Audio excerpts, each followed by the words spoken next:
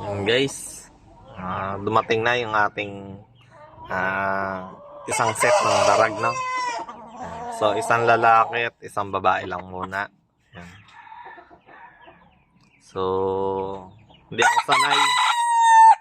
Hindi ako sanay sa itsura ng darag, no? Kasi yung mga breed natin dito malalaki talaga yun, no? So, ito, maliliit. Yung babae, siguro ang timbang ng babae nasa 700 grams lang. Wala pang 1 kilo, no?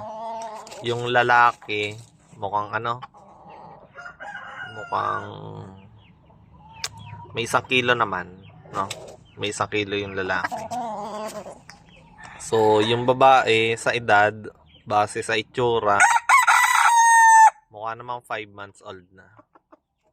Yung lalaki, base sa tahid, nasa 8 months. 7 to 8 months, no? Yan. So, hindi ko sure gaano. Kasi, bago lang ako, no? Sa darag. Pero yan. Tingnan natin kung gaganda pa to. Ang cute eh.